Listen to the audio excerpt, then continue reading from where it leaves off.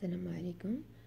On continue ce marketing approfondi, exactement sur l'analyse interne des éléments de performance. Pour les clients, un des défis majeurs à relever par le marketing est de satisfaire l'ensemble des clients. Les clients satisfaits sont en général fidèles à l'entreprise.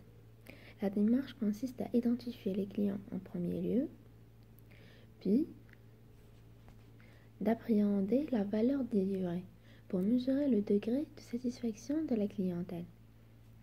Tout ça veut dire que quand on connaît nos clients, je connais les clients indiens. Pour les fidéliser, on doit savoir les produits les satisfaisants.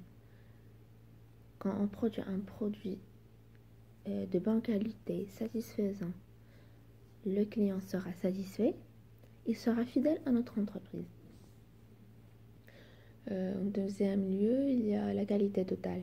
La qualité totale peut être définie comme un effort entrepris au niveau de l'ensemble de l'entreprise pour sans cesse améliorer le produit, service et processus. Il repose sur quelques règles.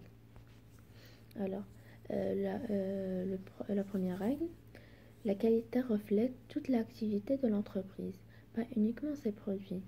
Quand on a un produit de bonne qualité, c'est que l'entreprise nous démontre par ce produit qu'elle est fiable.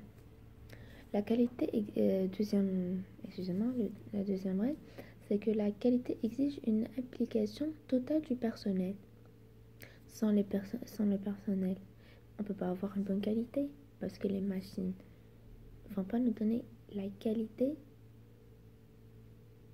qu'une personne peut nous donner. Troisième règle, la qualité exige des partenaires de haut niveau.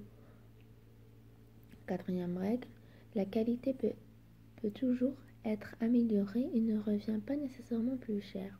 On peut avoir un bon produit sans que ça ne coûte plus cher que le mauvais produit. Les domaines d'activité stratégique. Une entreprise a souvent un seul métier dominant, mais peut avoir plusieurs domaines d'activité stratégique. Les marketeurs définissent un domaine d'activité stratégique à partir de 3 dimensions. Première dimension, la catégorie des clientèles à laquelle on s'adresse.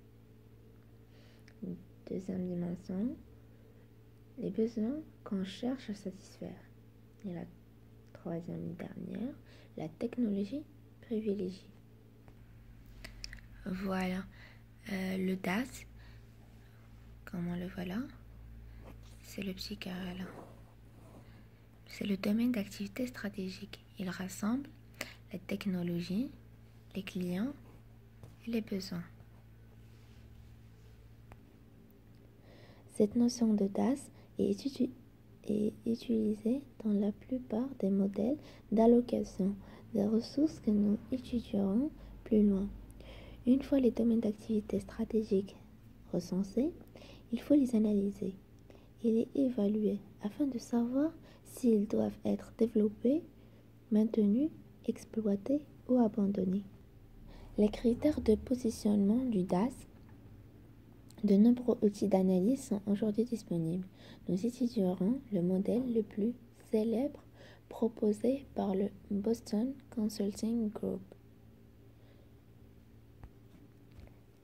La matrice BCG positionne les DAS en fonction de leur situation au regard de 2 dimensions.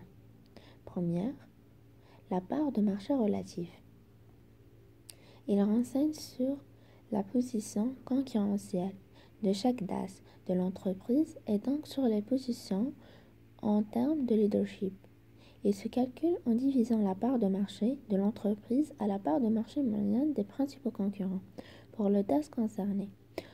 Tout ça veut dire que le DAS quelle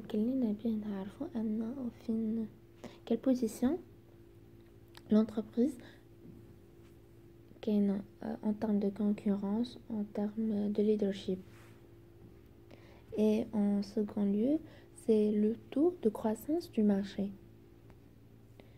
C'est considéré comme un indicateur de son attrait. Plus il est important, plus le marché est jugé porteur. Elle renseigne également sur les besoins de liquidité que le DAS va nécessiter. Tout ça veut dire que le taux de croissance du marché, c'est un indicateur. Tant que le taux économique est عالي, tant que le marché économique